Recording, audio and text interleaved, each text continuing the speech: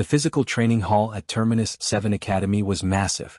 The ceiling stretched up 3 full stories, high enough to fit the tallest species in the galactic community. Lieutenant Amy Walker stood near the back wall, watching her fellow cadets prepare for the day's assessment. Around her, aliens of every imaginable shape and size checked their equipment and stretched their various limbs. Amy looked small compared to most of them. At 5 feet 6 inches, she barely reached the chest plates of the average crystalline cadet. Next to the towering Vrakesh warriors, she seemed almost childlike. But she had learned long ago that appearance meant little in actual combat situations. Attention cadets. Commander Zyfex's voice cut through the chatter. The KKT instructor stood at the center of the training floor, his insectoid body perfectly still. His compound eyes reflected the overhead lights like dozens of tiny mirrors. Today's practical assessment will focus on raw strength application. Each species evolved different physical capabilities. This exercise allows you to demonstrate what makes your people formidable. The cadets formed a loose circle around the commander. Amy found herself standing between a gelatinous Fluxtar cadet and a crystalline Mor'tek whose body structure looked more like living diamond than flesh. "We will proceed by volunteer," Zyfex continued, his mandibles clicking. "Who wishes to begin?" A massive hand rose into the air. Amy didn't need to look to know who it belonged to. Kro'thal stepped forward, his blue-black scales catching the light. The Vrakesh warrior stood nearly 8 feet tall, with shoulders broad enough to fill a doorway. His muscles moved under his scales like coiled steel cables. Everything about him screamed apex predator. "Excellent, Cadet Kro'thal," Zyfex gestured toward the equipment area. "Please demonstrate your species' capabilities." Kro'thal walked to the weight station with the confident stride of someone who had never known physical fear. He selected the heaviest barbell available, a bar loaded with plates that together weighed over 800 pounds. The other cadets murmured appreciatively. Even for a Vrakesh, this was impressive. He gripped the bar and lifted. The weight rose smoothly, controlled.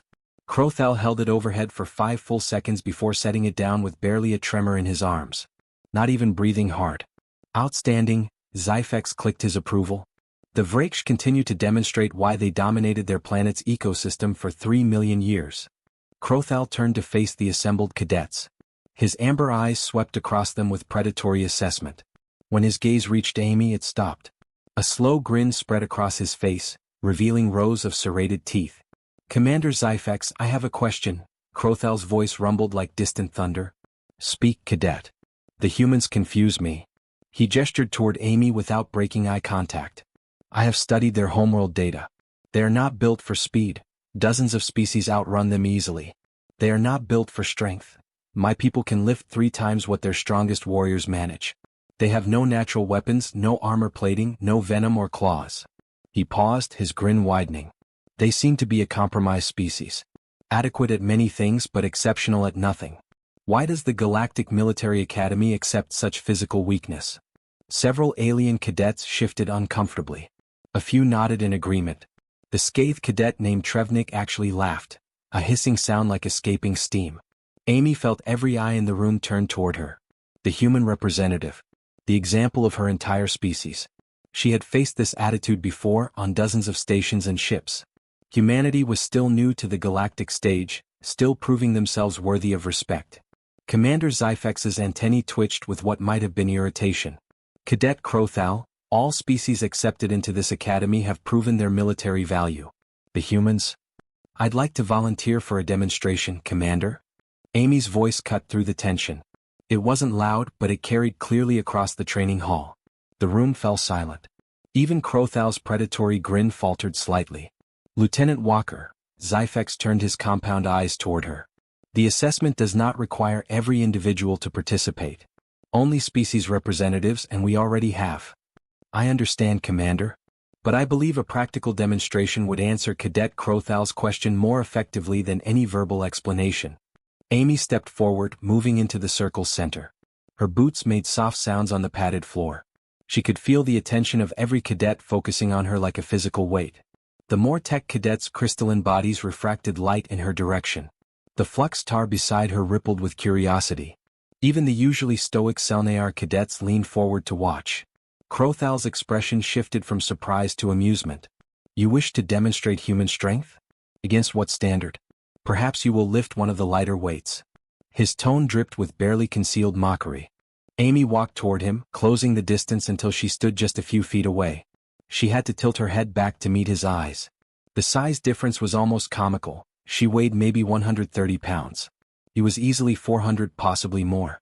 Actually, Amy said calmly, I was hoping you would be my demonstration partner, Cadet Kro'thal. The training hall erupted in whispers. Several cadets' translator devices struggled to keep up with the sudden flood of alien languages. Kro'thal stared down at her. For a moment, genuine confusion crossed his reptilian features. You want to lift me? If you're willing to participate. The Vrakesh warrior's laugh boomed through the chamber. It was a deep, rolling sound that seemed to come from somewhere in his massive chest. Several smaller cadets actually stepped back from the noise. This is absurd, Trevnik called out. Humans can barely carry their own supply packs on standard gravity worlds.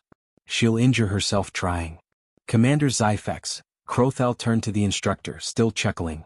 I leave this decision to you. Is this permitted?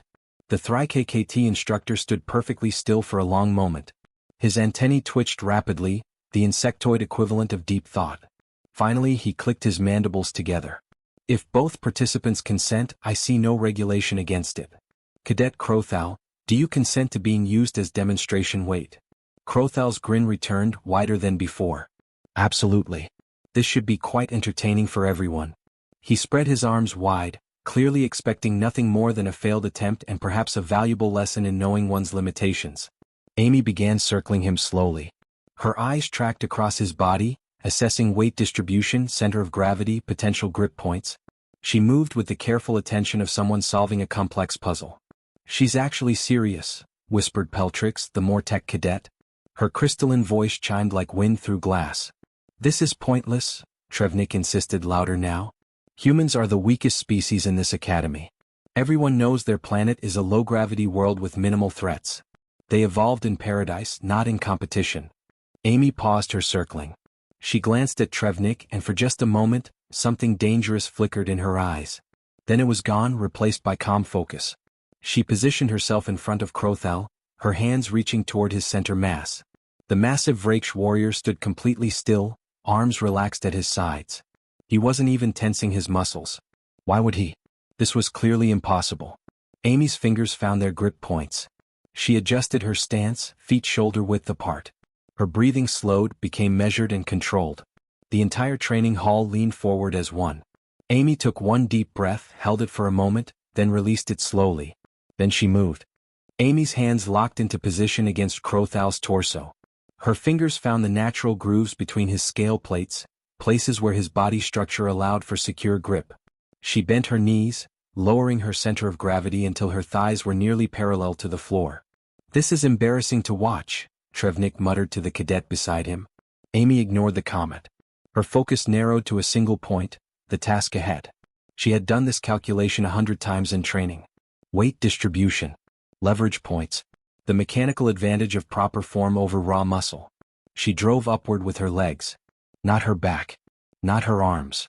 Her legs, the strongest muscles in the human body, evolved over millions of years of running across African plains. The initial lift brought Krothal's weight onto her shoulders and core. Krothal's eyes widened slightly. He was actually moving. Amy didn't pause. The moment she had his weight balanced, she continued the motion. Her hips thrust forward, adding momentum. Her core muscles engaged, stabilizing the massive load. Then her arms extended, pressing upward in one fluid motion that looked almost effortless. Kro'thal rose into the air. Higher. Higher still. Amy locked her elbows. The 400-pound Vrakesh warrior was now suspended completely above her head, held there by arms that looked impossibly thin compared to his bulk. The training hall fell into absolute silence. Amy's face showed strain now. Her jaw clenched. Veins stood out on her forearms. But her arms remained steady, locked in place. She held him there for 1 second. 2 seconds. 3. At 5 seconds she controlled the descent, bringing Kro'thal back down with the same smooth technique she'd used to lift him. His feet touched the ground gently, as if she were setting down something fragile rather than an apex predator who could tear through steel plating. The silence stretched for another heartbeat. Then the training hall exploded with noise.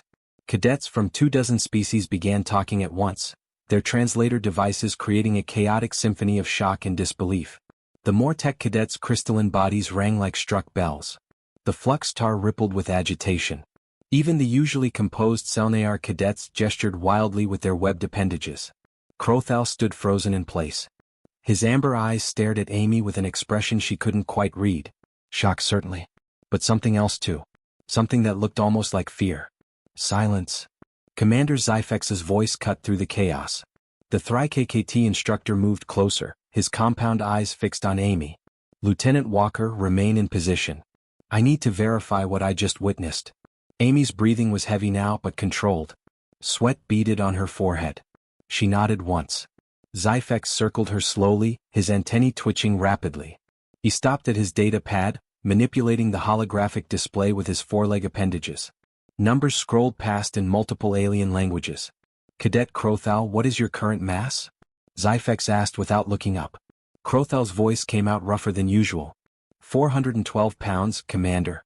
Standard galactic measurement. And the station gravity in this training hall? 1.4 times Earth standard. 1.1 times Vrakesh standard. Zyfex's mandibles clicked rapidly, the insectoid equivalent of being stunned. Lieutenant Walker, what is your body mass? 128 pounds, Commander. More clicking. Zyfex's antennae quivered. You just lifted 3.2 times your own body weight. An enhanced gravity.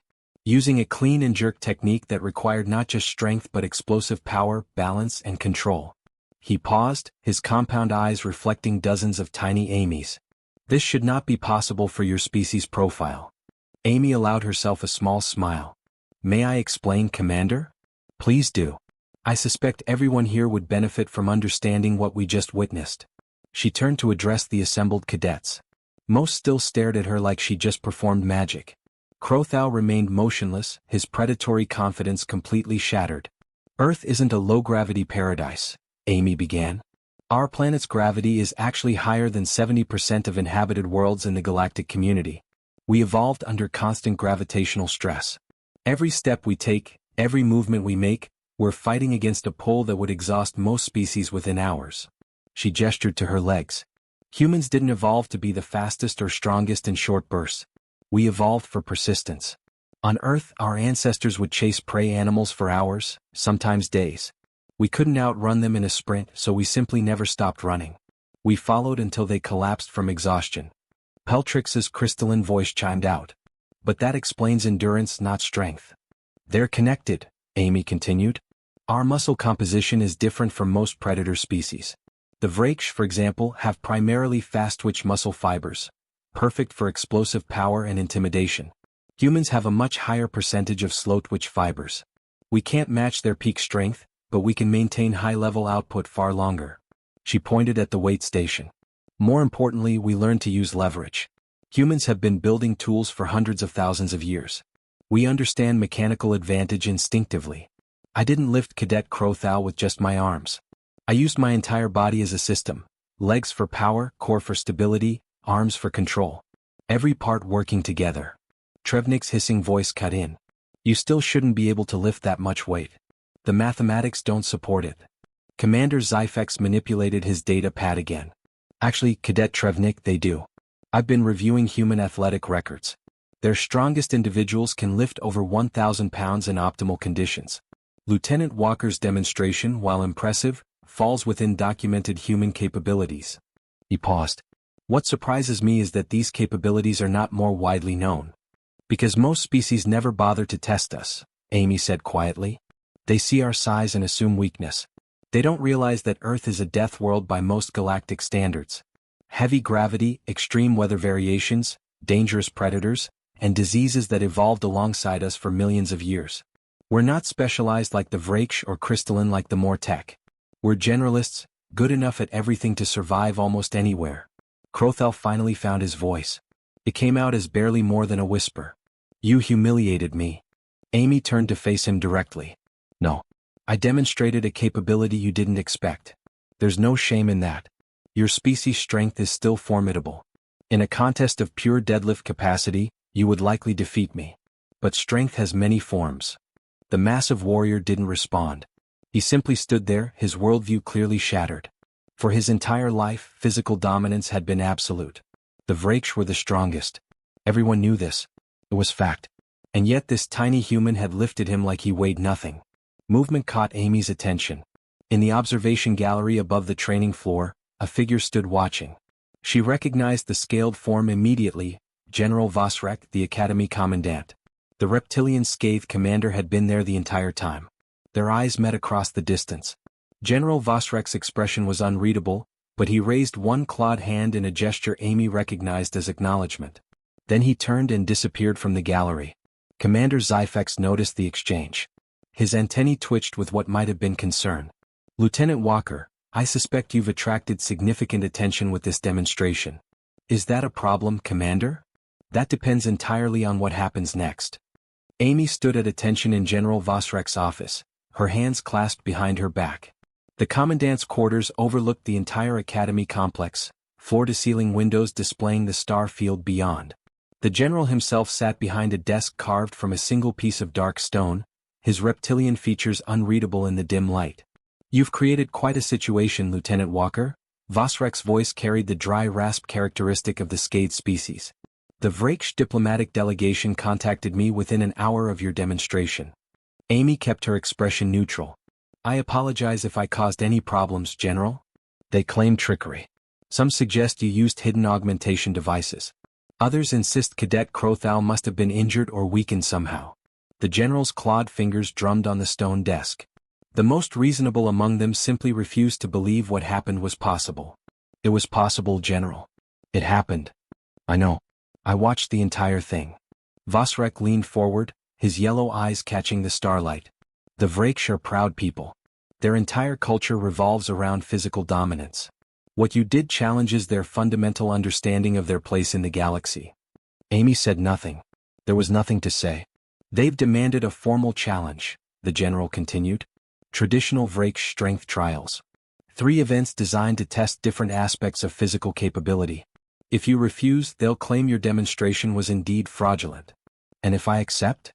Then you'll face Cadet Kro'thal in front of representatives from a dozen species. The trials will be recorded and transmitted throughout the galactic community." Vrake's expression might have been a smile, though with scathed physiology it was hard to tell. "You'll become either a symbol of human capability or a cautionary tale about overconfidence." Amy met his gaze directly. "When do the trials begin, General?" "Tomorrow. Noon cycle. The main arena." He stood, his full height reaching nearly 7 feet. "I should mention that Vrakesh strength trials were designed by and for the Vrakesh. They favor explosive power over technique. The trials are not fair, Lieutenant. They're meant to prove Vrakesh superiority." "Understood, General." "Good. Dismissed." "And Lieutenant." Vrake's voice stopped her at the door. "Don't die. The paperwork would be excessive." The next day, Amy stood in the center of the Academy's main arena. The space could hold 3,000 spectators and every seat was filled. Cadets, instructors, and visiting dignitaries from across the galactic community had come to watch. High above, camera drones floated silently, recording everything. Kro'thal stood across from her, his blue-black scales polished to a mirror shine. His amber eyes held no humor now, only cold determination. Beside him stood 3 Vrakesh elders, ceremonial leaders who would judge the trials. The eldest stepped forward, his scales faded to gray with age. "The first trial is simple," his voice boomed across the arena. "Pure lifting strength. Each participant will attempt to lift progressively heavier weights until one can no longer continue. The last to lift successfully wins." A massive barbell was brought forward, already loaded with weight plates. The elder checked his data pad. "We begin at 800 pounds. Standard deadlift position." Kro'thal went first. He approached the bar with casual confidence, gripped it with both hands and lifted. The weight rose smoothly. He held it for the required 3 seconds, then dropped it with a thunderous clang. Not even breathing hard. Amy stepped forward. The bar looked impossibly heavy, the weight plates nearly as large as her torso. She bent down, positioned her hands, checked her grip. Then she pulled. The bar rose. Slower than Kro'thal's lift, but steady. Her face strained with effort, but she held it for 3 seconds before setting it down carefully. A murmur ran through the crowd. 900 pounds, the elder announced. They continued. 900, 1,000, 1,100. Kro'thal lifted each weight with decreasing ease but still managed them all. Amy matched him every time, her technique flawless, using every advantage her body could provide. At 1,200 pounds, Kro'thal began to struggle. His lift was jerky, uncontrolled. But he completed it. Amy approached the bar. This was beyond anything she'd lifted in training. She took several deep breaths, oxygenating her blood. Her hands found their position. She thought about Earth's gravity, about carrying gear through high-G environments, about every heavy thing she'd ever lifted in her life. She pulled. The bar rose inch by agonizing inch. Her legs trembled. Her back screamed. But the weight came up and she held it for 3 full seconds before dropping it. The arena erupted in shocked voices. At 1,300 pounds, both failed. The elder declared the first trial a draw. The second trial tests endurance strength, the elder announced after a brief rest period. Each participant will hold a weighted beam overhead. The last to drop it wins. 2 beams were brought forward, each weighing 200 pounds. Not impossibly heavy, but holding anything overhead for extended periods was torture for shoulder and arm muscles. Begin, the elder commanded. Both lifted their beams overhead simultaneously. Seconds ticked by. Then minutes. Kro'thal's arms began to shake at 2 minutes. His species' fast-twitch muscle fibers were designed for explosive power, not sustained effort. At 2.5 minutes, his face contorted with pain. At 3 minutes, he roared in frustration and dropped the beam. Amy's arms trembled violently. Sweat poured down her face. But she held on. 4 minutes. Her slow-twitch muscle fibers, designed for marathon running and persistence hunting, fought against fatigue. At 7 minutes, the Vrakesh elder stepped forward. Enough. The second trial goes to the human. Amy lowered the beam carefully, her arms feeling like rubber. She could barely lift them above her waist. Kro'thal stared at her with something beyond shock. It was the look of someone whose entire worldview had just shattered twice in 2 days. The final trial, the elder's voice was quieter now, less certain. Combat grappling. Practical application of strength in real-world conditions. First to pin their opponent for 5 seconds wins. This was different. This wasn't about pure strength or endurance. This was about size, weight, reach, and fighting instinct. Every advantage belonged to Kro'thal. The Vrakesh warrior stepped onto the padded combat circle. His confidence was returning. This trial, at least, he understood. This trial favored everything his species had evolved for. Amy entered the circle across from him. She rolled her shoulders, trying to restore circulation to her exhausted arms. Her legs felt stronger, at least. She'd need them. The elder raised his hand. Begin. Kro'thal charged immediately, covering the distance between them in 2 massive strides. 400 pounds of muscle and scale moving with predatory speed. His arms spread wide, intending to grab and crush. Amy didn't try to meet him head-on. That would be suicide. Instead she moved. Amy dropped low and shifted left as Kro'thal's massive arms closed on empty air. His momentum carried him forward and she was already behind him, using his own speed against him. She didn't try to counterattack. Not yet. She simply moved away, forcing him to turn and reset. The Vrakesh warrior spun with surprising agility for his size. His eyes narrowed. He'd expected an easy victory, grab the small human, pin her down, finish in seconds. But she wasn't where he expected her to be. He charged again, slower this time, more controlled. His arms reached for her with calculated precision. Amy sidestepped, but he anticipated the move. His left hand caught her shoulder, fingers digging in with crushing force. Pain shot through her arm, but Amy didn't panic. She turned into the grip instead of away from it, reducing the leverage he had. Her right hand shot up and struck his elbow joint, not hard enough to injure, but enough to disrupt his nervous system's signals. His grip loosened for just a fraction of a second. She twisted free and retreated 3 steps. Kro'thal rubbed his elbow, confusion crossing his features. The strike shouldn't have affected him. His species had thick scales and redundant nerve pathways. But somehow the human had found the exact spot where those pathways converged. "You know anatomy," he growled. "I studied," Amy replied, circling right. Her breath came in controlled bursts. She was already tired from the previous trials. Her arms still trembled from holding that beam. She couldn't afford a long fight. Kro'thal feinted left, then dove right. His size made the move slow enough for Amy to track, but his reach was incredible. His right hand caught her leg as she tried to dodge. He yanked hard, pulling her off balance. Amy fell, but she didn't fight the fall. She let gravity take her and rolled with the momentum. As Kro'thal tried to follow up and pin her down, she kicked upward with her free leg. Not at his body, she couldn't hurt him there. She kicked at his knee, the joint already bearing all his weight as he lunged forward.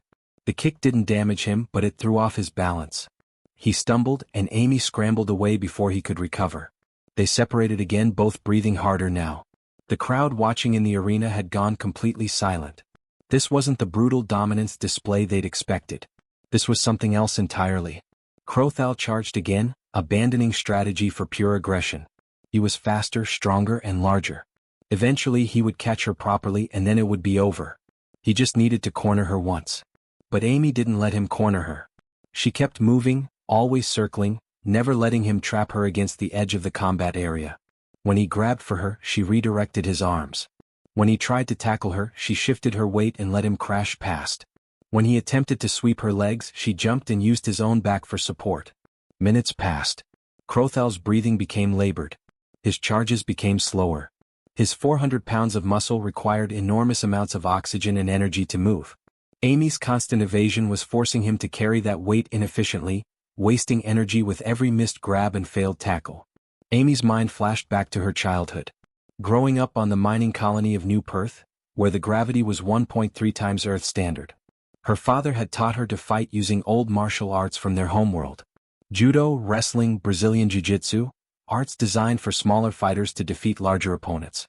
Size is an advantage, her father had said, but it's also a burden. Make them carry it. Kro'thal was carrying his size now. His scales were darker, flushed with blood as his body worked to keep his massive muscles supplied with oxygen. His movements had lost their predatory grace, becoming sluggish and predictable. He charged once more, but this time there was desperation in it. His hands grasped wildly, trying to catch any part of her. Amy saw the opening she'd been waiting for. As his arms extended fully, overcommit to the grab, she stepped inside his reach instead of away from it. She grabbed his right arm with both hands, turned her hip into his body and pulled. It was a classic judo throw, using his own momentum and weight against him, but modified for the size difference. She wasn't trying to throw him over her shoulder. She was simply redirecting his charge downward and sideways. Kro'thal's feet left the ground. For a moment, 400 pounds of apex predator was airborne. Then he crashed onto the padded mat with enough force to shake the arena floor. Amy didn't hesitate. She followed him down, using her entire body weight to pin his right arm. Her leg hooked over his, controlling his lower body. It wasn't a perfect pin, he was too large for that, but it was enough. She had control of his center of gravity, and he was too exhausted to explode free. The Vrakesh elder began counting. 1, 2, 3. Kro'thal thrashed, trying to buck her off. But every movement she anticipated, redirecting his strength harmlessly. Her weight was distributed perfectly, using leverage instead of mass to maintain control. 4, 5. The elder's voice echoed across the silent arena. For a long moment, nobody moved. Nobody spoke. The implications of what had just happened were too enormous to process immediately. Amy released her grip and stood slowly. Her legs wobbled, exhausted beyond measure. But she remained upright through sheer force of will. Kro'thal lay on the mat, staring up at the arena ceiling.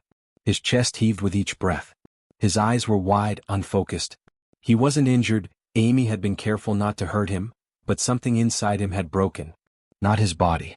His certainty. Amy extended her hand down toward him. Kro'thal stared at the offered hand for several seconds. Around them, the arena remained frozen in silence. 3,000 beings watching to see what would happen next. The camera drones floated closer, recording every detail. The Vrakesh warrior's eyes shifted from the hand to Amy's face. She wasn't gloating. Wasn't celebrating her victory. Her expression showed only respect and exhaustion. Slowly Kro'thal reached up. His massive hand engulfed hers completely. Amy pulled, and though she couldn't possibly lift his weight, the gesture mattered. He used his own strength to stand but accepted her help in doing so. They stood facing each other in the center of the combat circle. The size difference was almost comical, his head nearly 2 feet above hers. But somehow in that moment they seemed equal. You defeated me, Kro'thal's voice was rough, barely audible. 3 times. In ways I didn't think possible. Your strength is still formidable, Amy said. In different circumstances the outcome might have been different. No. Kro'thal shook his head slowly. You understand something my people have forgotten. Strength isn't just about force. It's about application. Efficiency. Strategy. He paused, his amber eyes holding complex emotions. You fought with honor. You could have humiliated me. Instead you simply won. The arena remained silent, waiting. The Vrakesh elders watched their warrior with unreadable expressions. This moment would define not just Kro'thal's future, but potentially the relationship between their species and humanity. Kro'thal's next choice would matter. He could turn this defeat into enmity, claiming unfair advantage or demanding endless rematches. Or he could accept what had happened and learn from it. His hand slowly rose to his chest. Then he performed something Amy had only seen in historical records. The Vrakesh bow of deep respect, reserved for warriors who had proven themselves beyond question. The Vrakesh bow was a sight few species ever witnessed. Kro'thal placed his right fist over his heart, then extended his arm fully outward, palm up. His head lowered until his chin touched his chest. It was a gesture of complete respect, acknowledging not just defeat but worthiness. Among the Vrakesh, such a bow was given perhaps once in a lifetime. The silence in the arena shattered. Cadets from dozens of species erupted in conversation. The camera drones swooped closer, capturing every angle.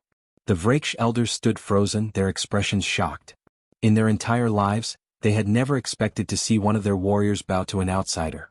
Amy stood motionless, unsure how to respond. She knew enough about Vrakesh culture to understand the significance, but not the proper way to acknowledge it.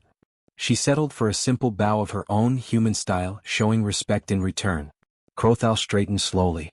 When he looked at her again, something had changed in his eyes. The predatory arrogance was gone, replaced by something deeper. Curiosity perhaps. Or hunger for knowledge. Lieutenant Walker, his voice carried clearly despite the noise around them. I have a request. Speak, Cadet Kro'thal. My people believe strength is absolute. The strongest warrior wins. The strongest species dominates.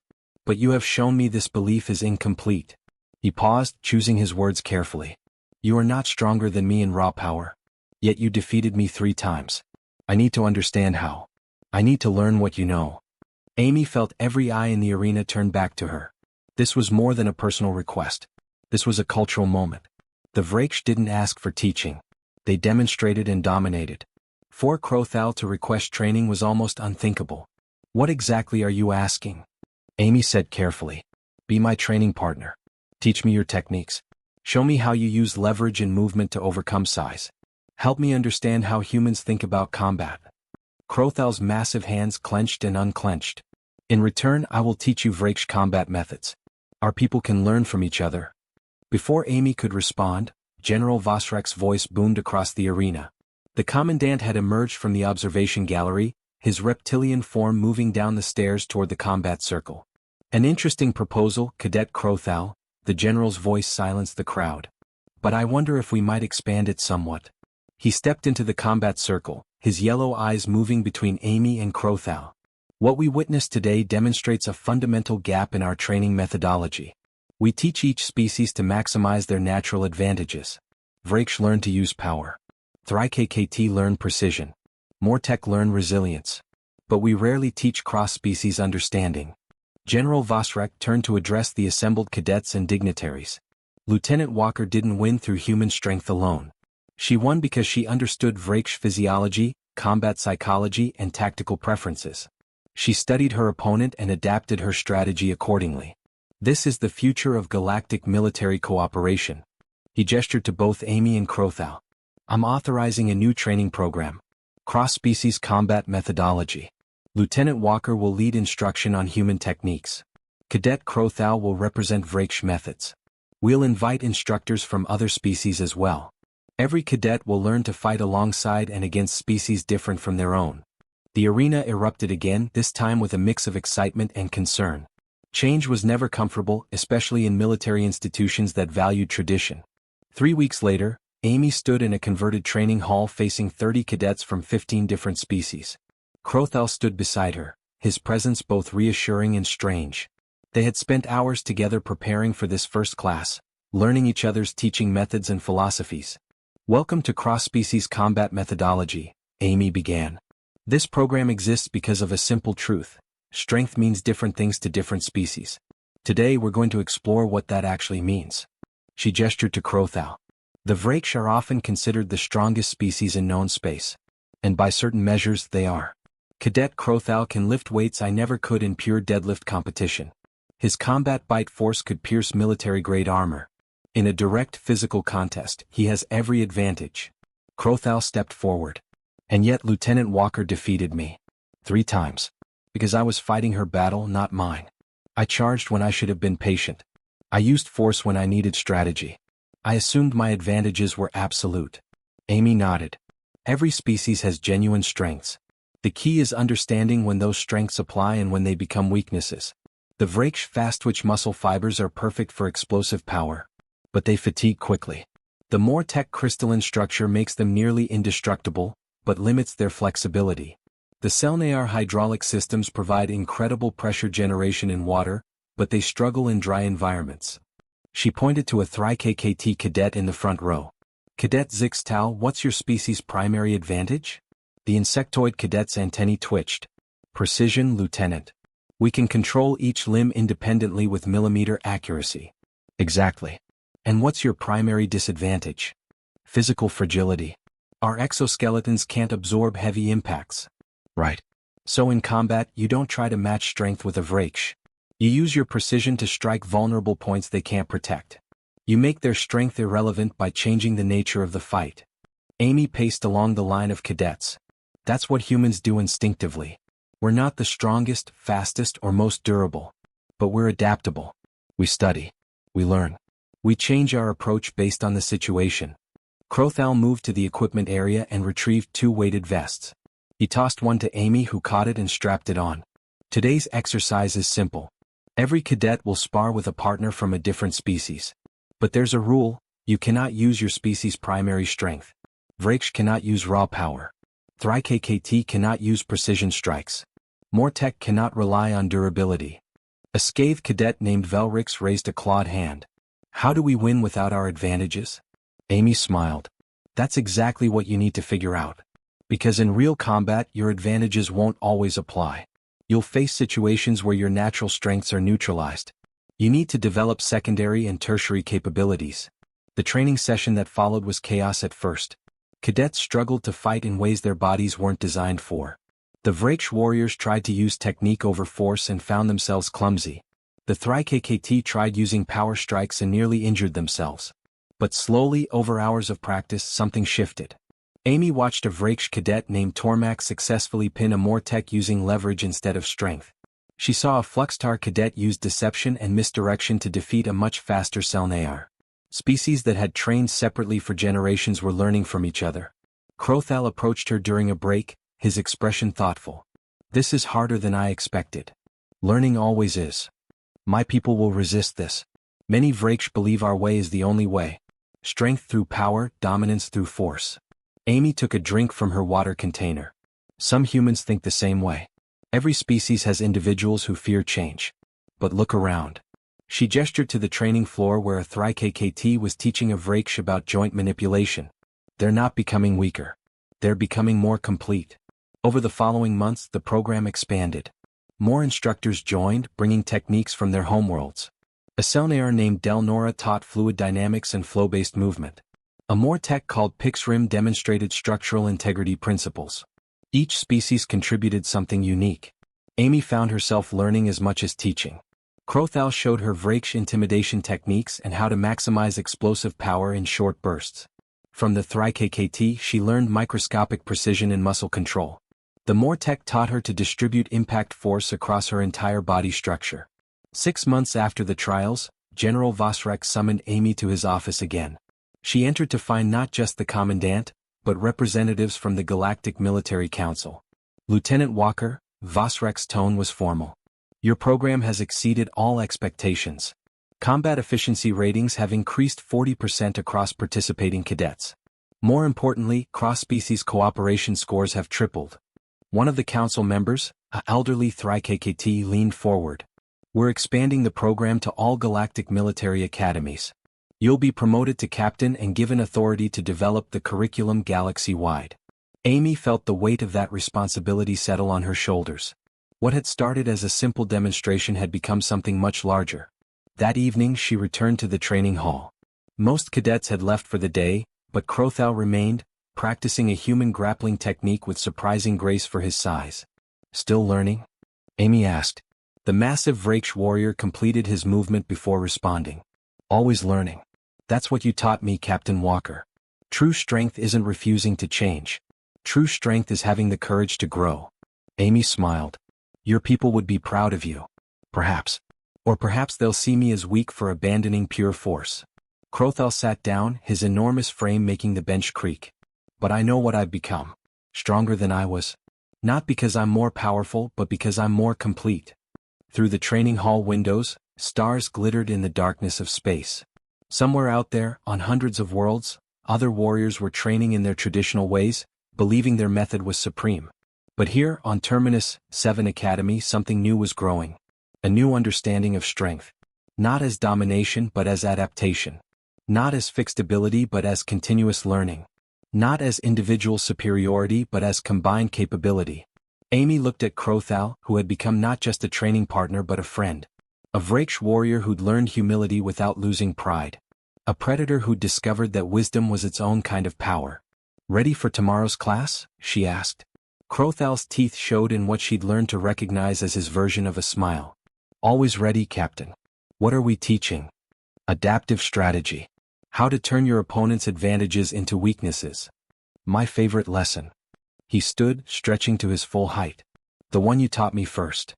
They walked together toward the exit, an unlikely partnership that had changed not just an academy, but potentially the future of galactic military cooperation.